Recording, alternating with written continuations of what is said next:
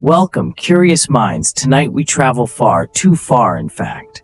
Not to Egypt, not to Mesopotamia, not even to the caves of Lascaux. No, tonight you're going somewhere older. A place the world forgot, because the world itself started over. You stand on an icy plain. The wind howls like an ancient god whispering secrets through the cold. Beneath your feet, kilometers of frozen silence. But what if, beneath that ice, there once stood cities? Towers of crystal, roads that hummed with invisible energy. For centuries, we've been told that civilization began around 4000 BCE, with the wheel, the plow, and people finally figuring out how to write things down. But what if that's just version 2.0 of humanity? What if version 1.0, a hyper-advanced civilization, already lived, thrived, and vanished long before? The Greeks called it Hyperborea, the land beyond the north wind, a paradise where the sun never set, where knowledge flowed like rivers, and where mortals and gods dined at the same table. It sounded like a myth, until fragments of the impossible began to surface. Ancient maps that showed Antarctica without ice, oral traditions from the Arctic Circle speaking of cities that burned the sky. And now, as the modern world melts, strange things are reappearing beneath the thawing glaciers. You see, the question isn't whether Hyperborea existed. The real question is, why did it vanish? Was it a cataclysm, a cosmic punishment, or did they choose to disappear, sealing their knowledge under the ice to keep it away from us? Before we start, don't forget to like this video and subscribe, only if you enjoy unlocking the mysteries of history with me. And tell me in the comments, do you think humanity's first civilization was buried or erased? Now, sit back, relax, and let's unlock history together. You've probably heard of Atlantis, the lost city under the sea. But before Plato ever dreamed of Atlantis, there was another legend whispered across ancient Greece, a place far to the north, beyond the reach of any sailor, where the sun never set and winters never came. They called it Hyperborea, the land beyond the north wind. In that land, said the poets, people never aged. Their laughter echoed across crystal mountains. No war, no hunger, no death, just eternal spring. Apollo himself was said to travel there every 19 years, leaving behind the chaos of Olympus to recharge in its endless daylight. It sounds like fantasy, right? Except every culture that brushed against the edges of the Arctic had their own version of this myth. The Norse spoke of a shining world called Alfheimr, home of the light beings. The Hindus told of Uttarakuru, the northern paradise. Even the ancient Chinese described a frozen realm of immortals called Shambhala. Too many stories, too many similarities. And the strangest part, none of these civilizations ever met. So how did they all dream of the same northern utopia? Some say it's just a collective imagination, a human yearning for perfection. But what if it's collective memory? What if ancient people didn't invent Hyperborea? They remembered it? Because deep beneath Greenland's endless white, radar imaging has shown something chilling, literally. Perfect geometric shapes buried under kilometers of ice, not random rocks. Not glaciers, patterns like roads, like walls, like foundations. You glance at the sky, the aurora dances like a forgotten signal, a pulse from something older than civilization itself. Maybe Hyperborea wasn't a myth after all. Maybe it's been there all along, waiting. It's now the 16th century, long before Google Earth, long before satellites. You're standing beside an Ottoman admiral named Piri Reis, who's unfurling a tattered piece of gazelle skin. On it, drawn with impossible precision, is a map that shows Antarctica. But here's the twist. It's not covered in ice. Mountains, rivers, coastlines, all perfectly visible. And according to modern geologists, that's exactly how Antarctica would have looked 12,000 years ago. Peary swears he copied the map from older sources. But older than what? The world's oldest civilizations weren't even born yet. So where did these ancient cartographers get their information? The plot thickens, because Peary Race wasn't alone.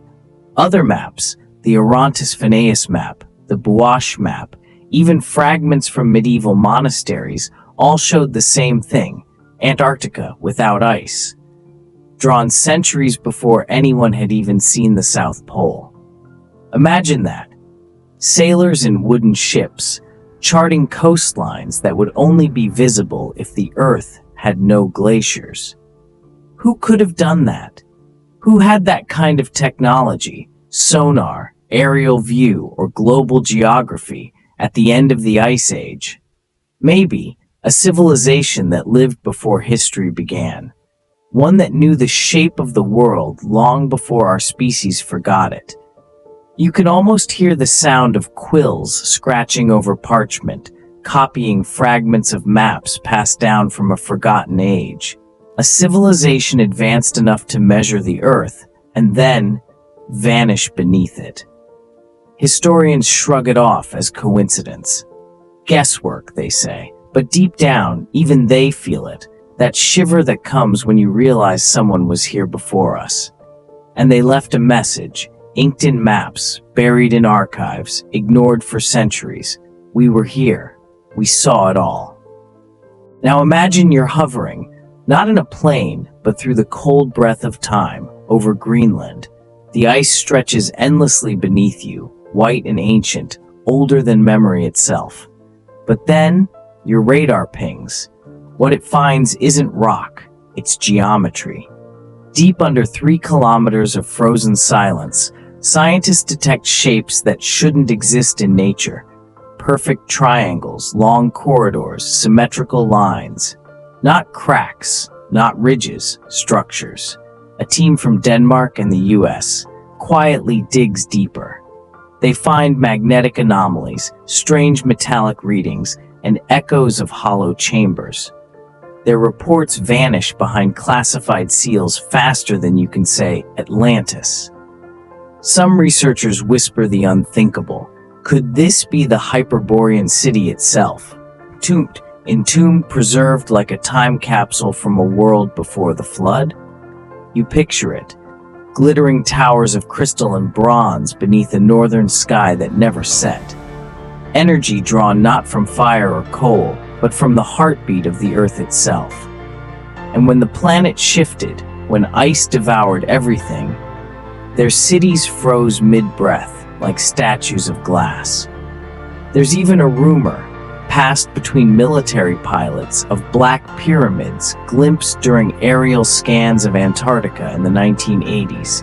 Sharp-edged, massive, mathematically perfect. If nature carved them, she must have been an architect with a PhD in geometry. But here's where it gets stranger. Thermal scans reveal warm pockets beneath the ice, as if something below is still generating heat. Some kind of power source? A reactor? Or maybe, just maybe, something still alive down there. Scientists call it geothermal activity. Conspiracy theorists call it the sleeping city. Either way, we're left with the same haunting truth. Someone or something built beneath the world we think we know. And now the ice is melting, revealing their secrets one drip at a time. What if we're not the first civilization to awaken? What if we're just the first to forget? You've probably heard the phrase, the gods came from the sky. Egypt said it, India sang it, the Maya carved it into stone.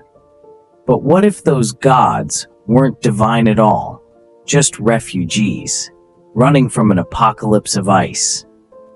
After the world froze, the survivors of the lost Hyperborean civilization, let's call them the world's most unlucky scientists, had to flee south. Imagine the scene. A handful of pale, exhausted geniuses trudging through snow, carrying metal tools and star maps, while everyone else was still figuring out how to make fire without dying first. To the hunter-gatherers who met them, these people might as well have been literal gods. Across continents, the same story repeats with eerie precision. In Egypt, a tall, bearded man named Osiris taught farming and astronomy. In India, the Devas descended from the heavens, bringing the gift of metal. In Mexico, Quetzalcoatl, the feathered serpent, brought writing, calendars, and suspiciously good hair. Different names, same archetype. Beings who came from the north, taught everything, and then mysteriously vanished again. Coincidence? Or just a global rebrand campaign for one surviving tribe of super engineers? You picture one of them standing before a tribe, holding up a copper tool. "This," he says, "is a hammer." And somewhere behind him, a cave painter squints thinking, "Ah, the sky god strikes again." But here's where it gets deliciously weird. Some of those myths mention glowing discs, machines of light, that carried these beings across the sky. Others talk about cities built overnight, with fire that sings. If we strip away the poetry, could these be the remnants of lost technology? Perhaps electromagnetic crafts? Or maybe, brace yourself, cold fusion campfires gone wrong. Archaeologists, of course, hate this idea. Correlation is not causation, they say. Sure. But correlation across every ancient culture? That's one hell of a coincidence buffet. The sky gods didn't come to rule. They came to reseed, to reboot humanity after the Great Freeze. They passed down fragments of lost science wrapped in myth, waiting for someone, maybe you, to piece it all back together. And somewhere under that ice, their original home still sleeps. Its towers frozen mid-collapse, its libraries sealed in time, waiting for the next warming cycle to reveal its ghosts again. You wake up one morning in a world that's melting. Not metaphorically, literally.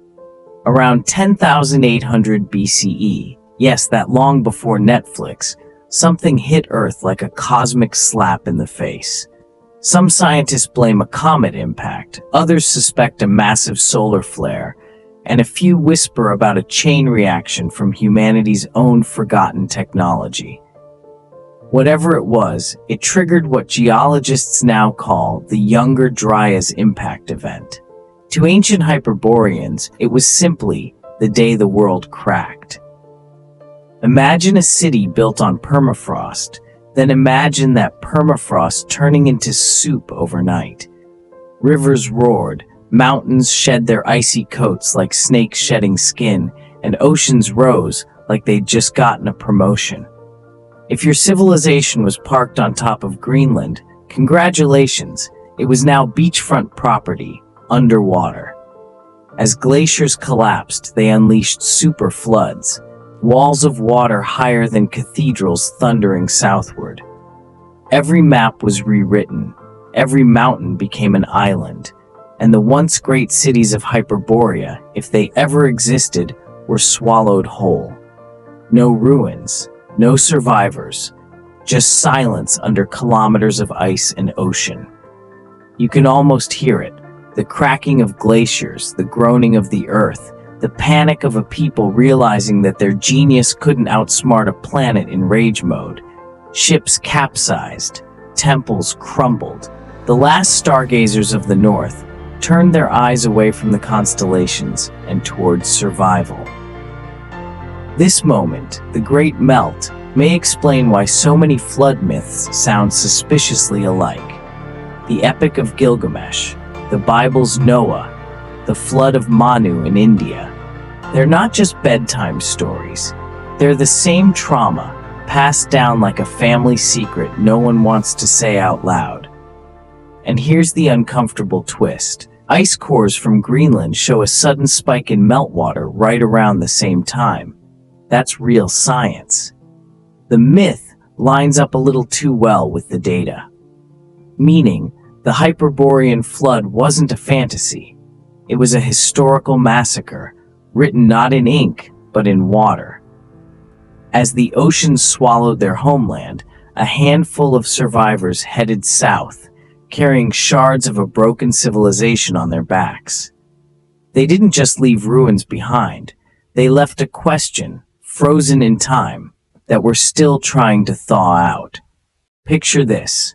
The ice is still cracking behind you, thunder rolling from mountains that no longer exist, and you're running south. You don't have a map. You don't have a home. You only have memories of towers that once touched the aurora and machines that hummed with light no fire could match.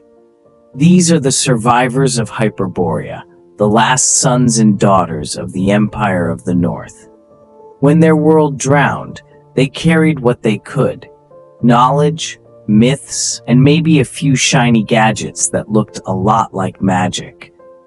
As the story goes, they split into 3 groups. One moved toward what would become Egypt, teaching geometry, astronomy, and the art of building with impossible precision. Another crossed Asia, leaving fragments of their language in Sanskrit hymns and Vedic chants. And a third sailed across the sea, somehow ending up in the Americas, where, thousands of years later, the Olmecs would carve faces that look suspiciously northern. You're probably thinking, cool theory, but where's the proof? Funny you ask, because archaeologists have accidentally been digging up breadcrumbs for decades. Take the Temple of Edfu in Egypt. It speaks of the island of the primordial ones, a northern land destroyed by flood and fire. Or the Mayan Popol Vuh, which mentions gods who came from the cold lands of dawn. Different cultures, same story, as if humanity collectively remembered the same trauma, but from different angles of the planet. Now here's where it gets wild. Some genetic studies from Siberia and Scandinavia show traces of ancient DNA that doesn't belong. Not Neanderthal, not Denisovan. Something else, a ghost lineage, older than either. And the weirdest part? Those same genetic markers appear faintly in the Andes in northern Africa. Coincidence? Or echoes of the same survivors, scattered like pollen after the storm? Imagine the shock of early humans meeting them. Tall, pale, wrapped in furs, speaking of stars and machines of light. To a Stone Age farmer, that's not science, that's divinity. And that's how the myth of sky gods may have been born, not from the heavens, but from the north. But what happened to those survivors after that? Some say they intermingled, blending into the tribes they helped. Others believe they built one last refuge, a hidden sanctuary where their knowledge could wait until the ice melted again. And guess what? Some explorers claim they've already found it. You've probably heard the phrase, "we're all connected." But what if some of us aren't? Let's fast forward from myth to microscope.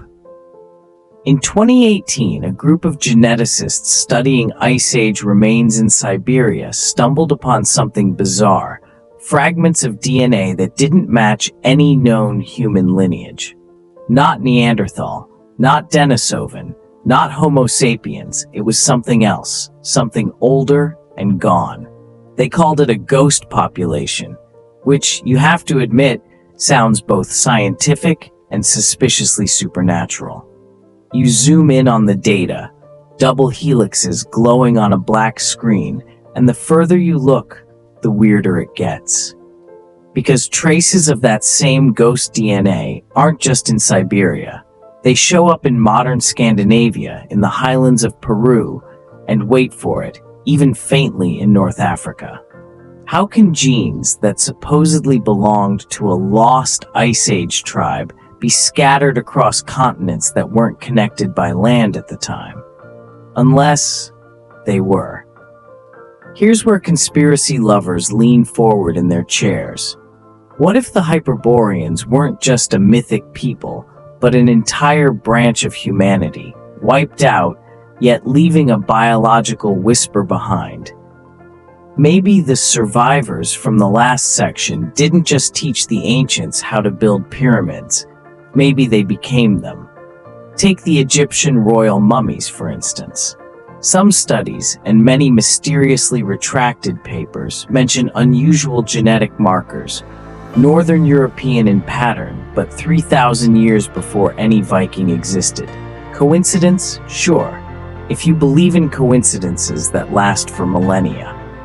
Meanwhile, in Peru, the Paracas skulls, elongated, unusually shaped, have mitochondrial DNA that seems non-human. And before you roll your eyes, consider this.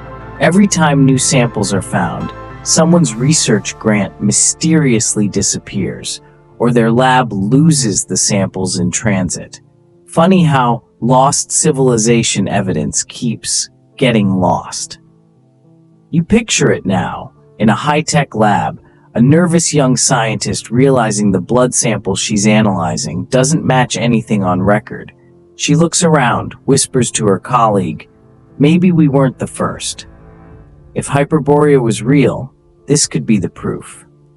But if it wasn't, why are governments suddenly classifying ancient DNA data as national security material?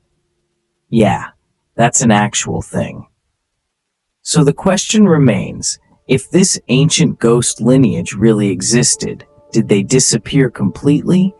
Or are they still among us, hidden in plain sight, their genes quietly waiting for the ice to melt again? You've heard the phrase, buried secrets, right?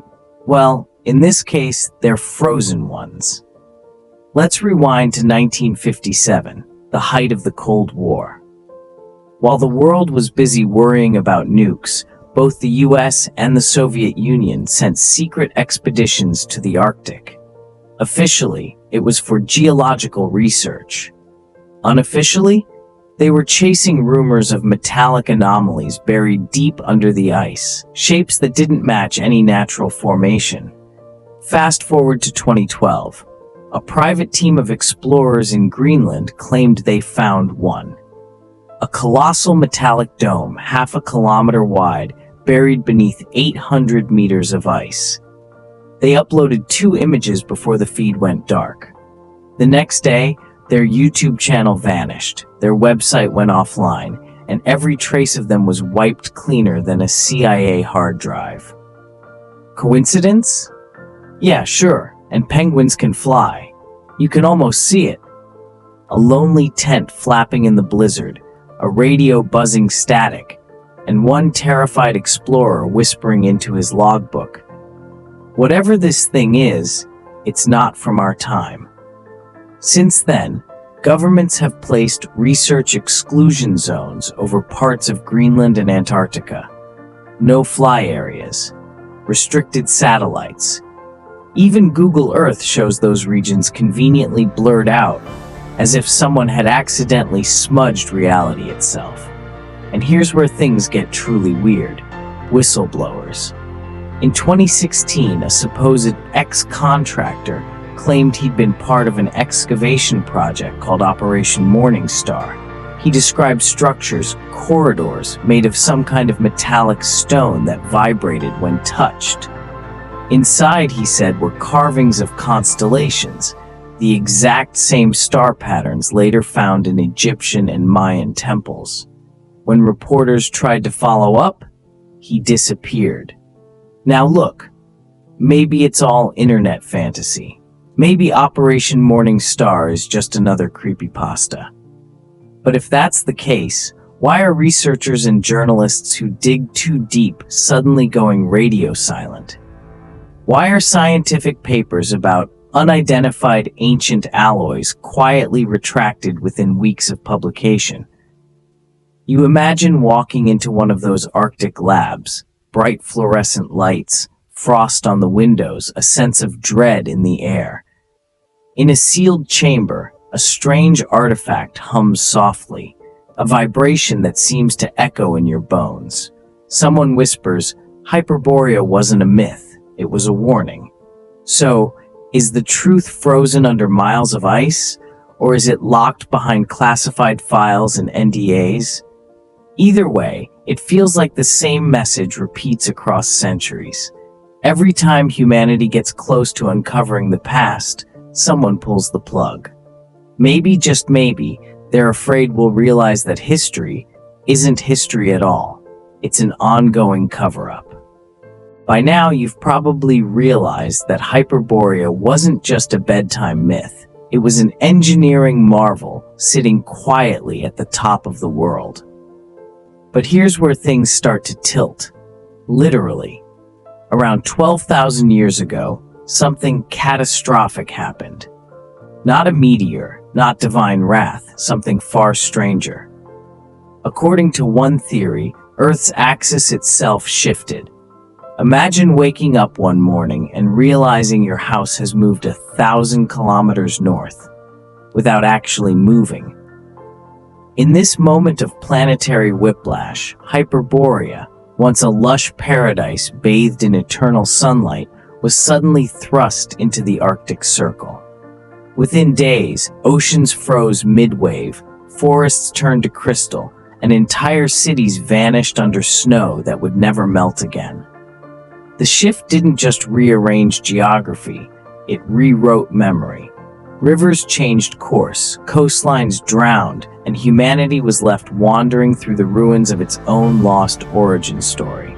Ancient texts across cultures, Mayan, Vedic, Egyptian, all whisper the same trauma. The sun changed its path. Coincidence or global testimony from survivors of a polar catastrophe? Now here's the wild part. Modern scientists have actually found geological evidence of rapid pole movement, magnetic shifts locked in rock layers, as if the planet spun slightly off balance for reasons unknown. NASA's data suggests the poles still drift today, like a drunk trying to find his way home after a cosmic party. So, what if Hyperborea didn't sink like Atlantis, but instead slid into darkness? Its cities frozen mid-breath, perfectly preserved beneath miles of ice. Imagine statues still standing, libraries intact, light bulbs of crystal waiting for someone to switch them back on after 12 millennia. And here's the question that keeps historians awake. If a single planetary tilt could erase an entire civilization, could another one bring it back? Picture this. It's centuries after the Great Freeze. The survivors of Hyperborea, those few who escaped the instant apocalypse, have become wanderers under alien skies. The world they once ruled with light and geometry has turned into chaos. The oceans swallowed coastlines, mountains cracked, and the survivors, they began to look like gods among the shell-shocked tribes who barely knew fire. From Egypt to India, from Sumer to Mesoamerica, they appeared, always from the north, always bringing impossible gifts. Astronomy, metallurgy, sacred architecture. The locals called them the Shining Ones, the Sky Teachers, the Serpent Gods. Same story, different continent. In ancient Sanskrit texts, they're described as those whose breath controlled the stars. The Mayans carved them with pale faces and flowing robes descending from feathered ships. The Egyptians built temples aligned perfectly with the pole star, the same pole that had just shifted. Coincidence or tribute to their lost homeland?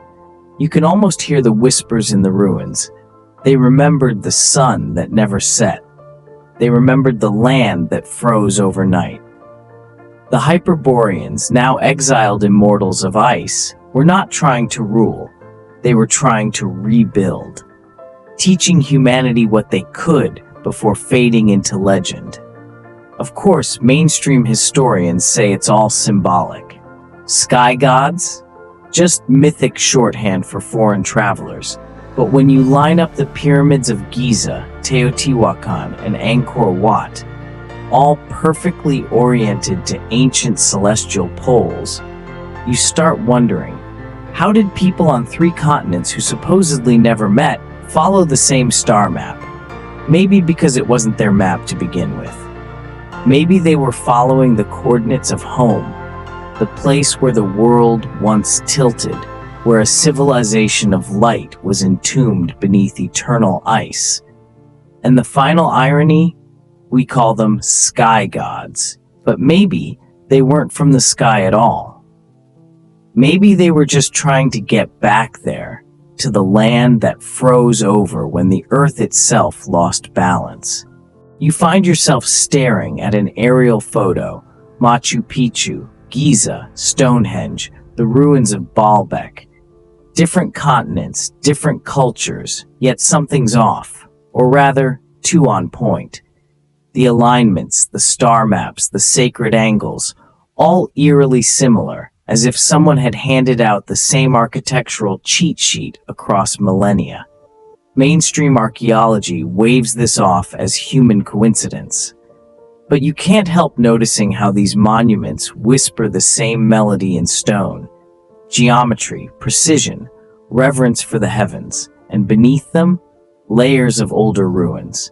And beneath those, melted foundations, rock fused at temperatures no Bronze Age kiln could ever reach. Now imagine, Hyperborean refugees, engineers of a forgotten world, teaching tribes how to remember them through stone. Build like this, they might have said. So when the ice melts again, they'll know we were here. Egypt's Osiris, Greece's Apollo, the Hopis' Kachinas. Each culture tells of luminous beings who promise to return when the world warms again.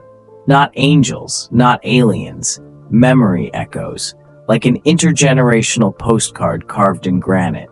And maybe, just maybe, that's why we keep digging.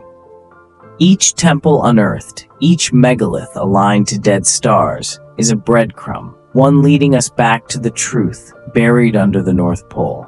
But the deeper we dig, the stranger it gets. Ancient maps like the Piri Reis 1513 depict Antarctica's coast, ice-free. Modern sonar scans show mountains beneath the ice exactly where those old maps placed them. Coincidence? Or evidence of a civilization that mapped the Earth before it froze?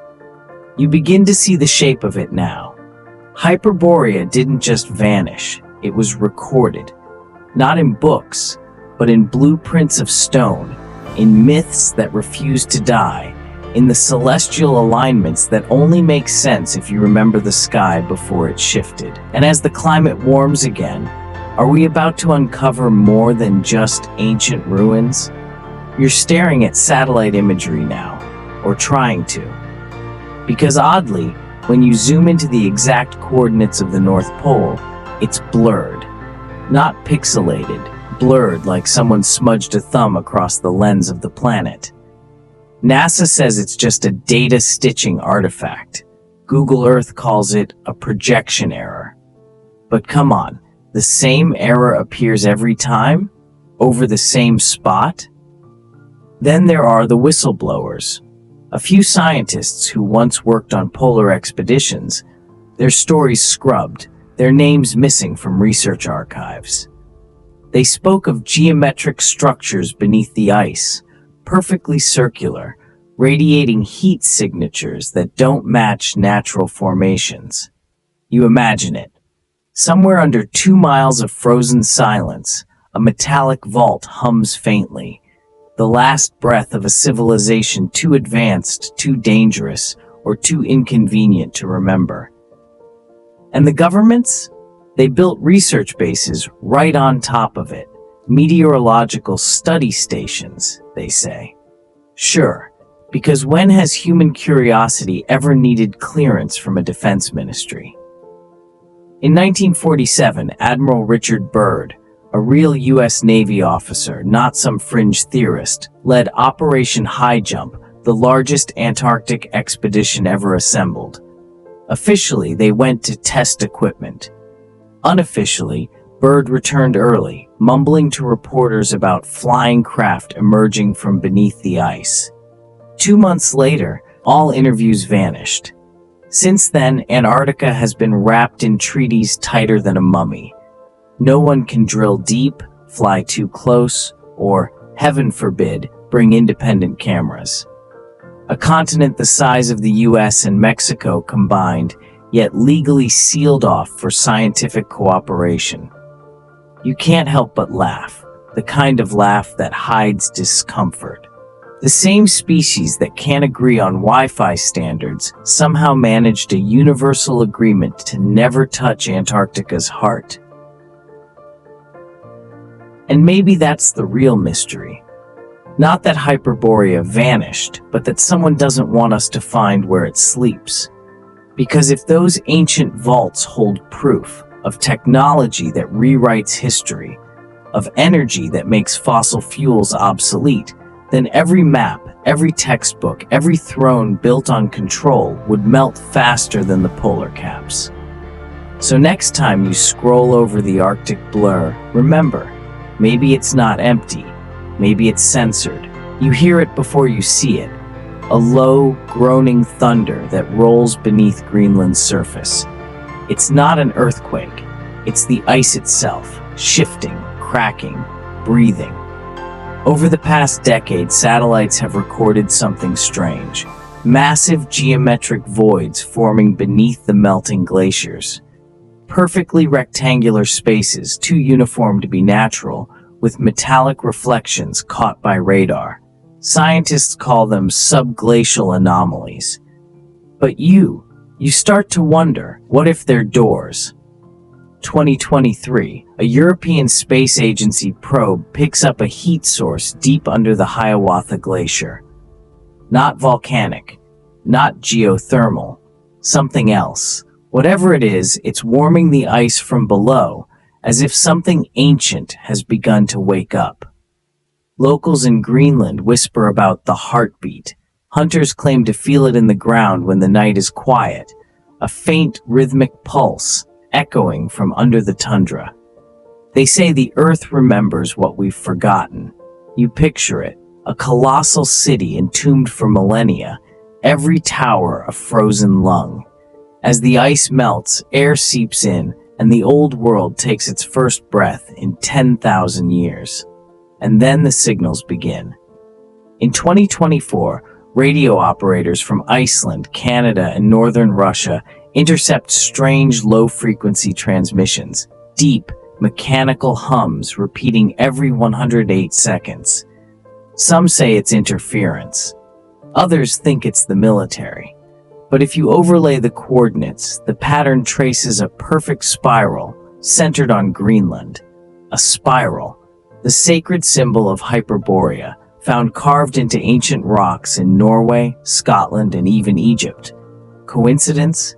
Maybe, but you're too deep in this now to believe in coincidences. Then, the footage leaks.